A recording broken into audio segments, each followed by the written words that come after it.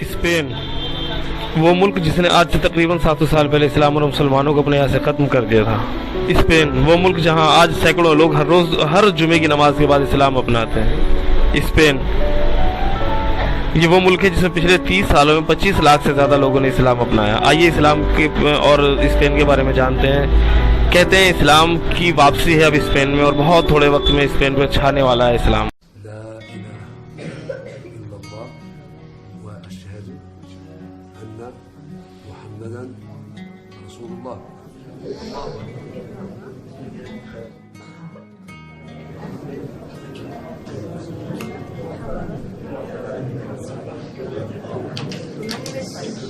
الله أكبر. حي على الفلاح حي على الفلاح الله أكبر الله أكبر لا إله إلا الله.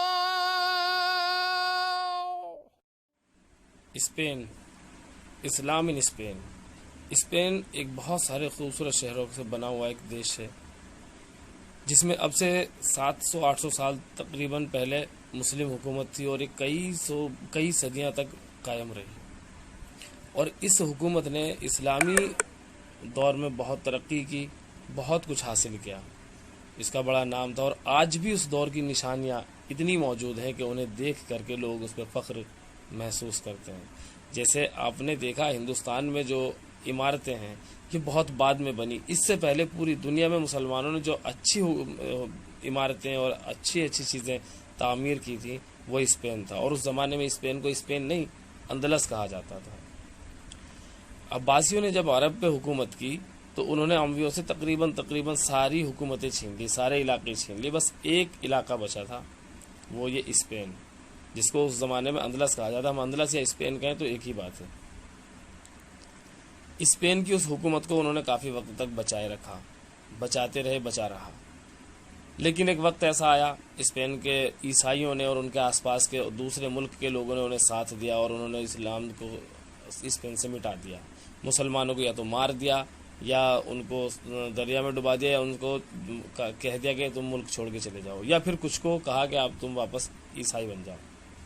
اسلام وہاں سے پوری طرح سے ختم ہو گیا تھا، لیکن اب سے 40 سے 50 سال پہلے اسپین میں اسلام شروع ہوا، اور پچھلے 30 سالوں میں اسپین میں اسلام نے 10 گنا سے زیادہ ترقی کی ہے۔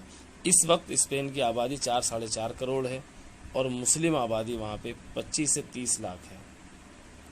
2000 سے زیادہ مسجدیں ہیں، اور بڑے شان سے اسلام وہاں پہ پھل پھول رہا ہے۔ یوروپین کنٹریز میں سب سے زیادہ اسلام اگر کہیں پھل پھول رہا ہے تو وہ اسپین ہے۔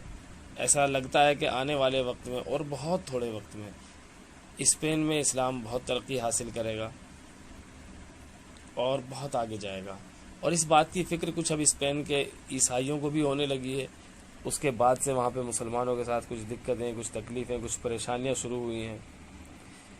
اسپین میں بہت سارے مسلم اسکالر کام کر رہے ہیں جو لوگوں کو اسلام کی جانکاری دیتے ہیں، اسلام کے بارے میں بتاتے ہیں، اور جس کو صحیح لگتا ہے، جس کو سمجھ میں آتا ہے، وہ پھر اسلام میں کنورٹ ہو جاتا ہے۔ جیسے آپ ابھی دیکھ رہے ہیں، انہوں نے 1980 میں اسلام اپنایا تھا، اس کے بعد سے یہ اسلام کی تبلیغ میں لگی ہوئی ہیں، اور جو یہ کر سکتی ہیں، جو یہ بتا سکتی ہیں، جو یہ سکھا سکتی ہیں، سکھاتی ہیں، سمجھاتی ہیں، بتاتی ہیں۔ جو لوگ نئے مسلمان ہوئے تھے انہوں نے اتنا کام کیا ہے کہ جتنا پرانے بھی نہیں کر پائے، اور اسلام بہت تیزی سے پھل پھول رہا ہے اسپین میں۔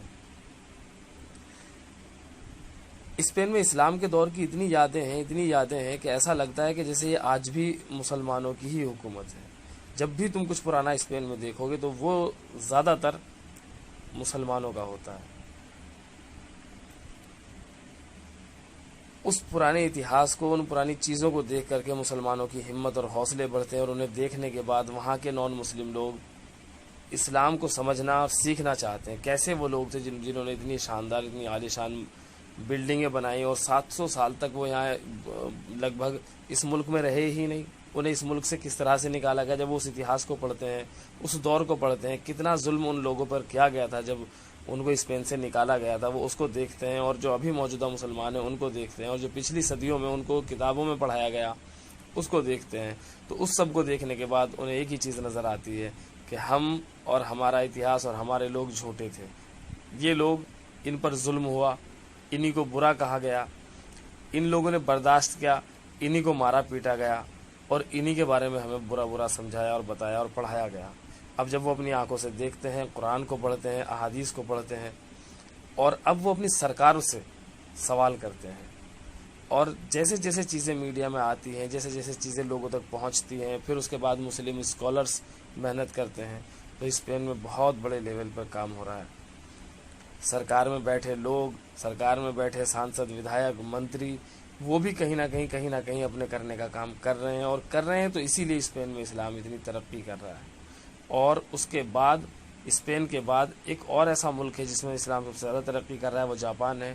اس کے بارے میں کوئی اس طرح کی ویڈیو کبھی آگے بنائیں گے تو آپ کو دکھائیں گے اور بتائیں گے اس کے بارے میں، لیکن آج اسپین کی باری۔